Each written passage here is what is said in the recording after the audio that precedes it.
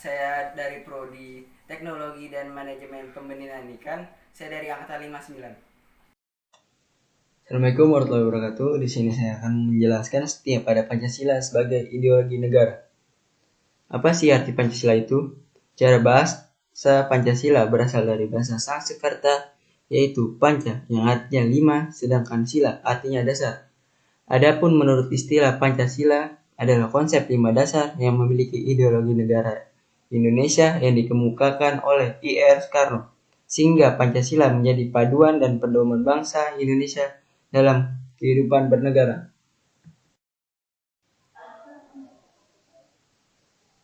Apa arti ideologi?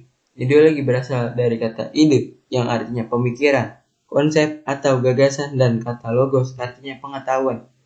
Secara sederhana, ideologi berarti pengetahuan tentang ide-ide, keyakinan atau gagasan. Sedangkan artinya luasnya ideologi adalah serangkat prinsip yang dijadikan dasar untuk memberikan arahan dan tujuan yang diingin dicapai dalam mengembangkan kehidupan nasional suatu bangsa dan negara. Apa sih makna Pancasila sebagai ideologi negara? Pancasila sebagai ideologi negara adalah Pancasila sebagai sarana pemersatu masyarakat dan pengaruh motivasi bangsa untuk mencapai cita-cita, dan Pancasila sebagai ideologi negara secara lebih luas adalah visi atau arahan kehidupan berbangsa dan bernegara di Indonesia. 5 indikator perwujudan nilai dasar bela negara. Yang pertama, memahami nilai-nilai dalam Pancasila. Yang kedua, menjadikan Pancasila sebagai pemersatu bangsa dan bernegara. Yang ketiga, mengamalkan nilai-nilai dalam Pancasila ke dalam kehidupan sehari-hari. Yang keempat, senantiasa mengembangkan nilai-nilai Pancasila. Yang kelima, setia pada Pancasila dan meyakininya sebagai dasar NKRI. Penerapan nilai-nilai Pancasila dalam kehidupan sehari-hari. Yang pertama, ketuhanan yang Maha Esa. Sila pertama ini dilambangkan dengan bintang 5 sudut, di mana bintang tunggal dalam lambang ini diartikan sebagai cahaya kerohanian yang dipancarkan Tuhan kepada setiap manusia.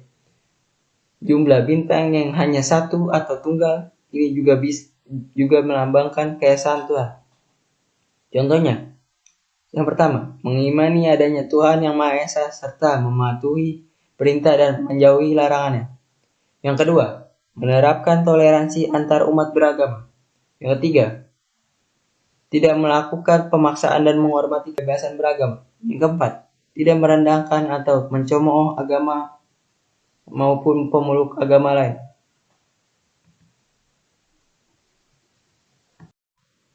Dua, kemanusiaan yang adil dan beradab. Sila kedua sendiri berbunyi, kemanusiaan yang adil dan beradab. Sila ini ingin menunjukkan bahwa nilai hidup yang dipegang oleh masyarakat Indonesia secara umum adalah kemanusiaan yang adil menurut hukum dan beradab, sehingga seimbang dalam praktiknya. Contohnya, yang pertama, pengakuan persamaan derajat dan martabat serta hak dan kewajiban di antara sesama manusia tanpa membedakan suku, ras, agama, dan status sosial. 2. Mengembangkan sikap tegang rasa dan tidak semena-mena terhadap orang lain. 3. Menjunjung tinggi nilai-nilai kemanusiaan. 4. Turut serta dalam melakukan kegiatan kemanusiaan.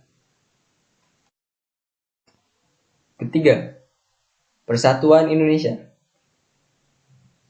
Pancasila sila ketiga yang berbunyi persatuan Indonesia, maka penerapan dalam kehidupan sehari-hari sangat penting karena keberagaman yang ada pada masyarakat Indonesia. Contohnya, yang pertama, menetapkan persatuan, kesatuan, kepentingan, serta keselamatan bangsa dan negara di atas kepentingan pribadi atau golongan. Yang kedua, rela berkorban demi kepentingan bangsa dan negara. Yang ketiga, bangga menjadi bangsa Indonesia dan bertanah air Indonesia. Yang keempat, menjaga ketertiban dunia yang berdasarkan kemerdekaan, perdamaian abadi, dan keadilan sosial. Yang kelima, mengembangkan persatuan Indonesia atas dasar Bhinneka Tunggal. 4. Kerakyatan yang dipimpin oleh hikmat kebijaksanaan dalam musyawarah perwakilan.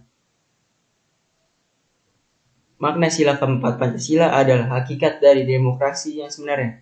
Sila ini melambangkan bahwa pemerintahan berasal dari rakyat, oleh rakyat, dan untuk rakyat. Kerakyatan adalah kekuasaan tertinggi berada di tangan rakyat. Demokrasi menjadi suatu hal yang mutlak. Contoh sikap yang sesuai dengan sila keempat Pancasila di rumah atau di keluarga. Yang pertama, dengarkan pendapat anak sebagai orang tua yang bijaksana. Kedua, meminta izin kepada orang tua ketika meninggalkan rumah. Yang ketiga, kepatuhan terhadap hasil diskusi keluarga. Yang terakhir, kelima, keadilan sosial bagi seluruh rakyat Indonesia. Bunyi sila kelima tersebut dapat dilihat bahwa seluruh rakyat Indonesia harus mendapatkan keadilan sosial yang merata. Itu artinya, setiap masyarakat Indonesia memiliki derajat yang sama di mata hukum dan negara. Contoh pengamalan Pancasila kelima di lingkungan tempat bermain. Yang pertama, sikap adil terhadap semua teman di tempat bermain.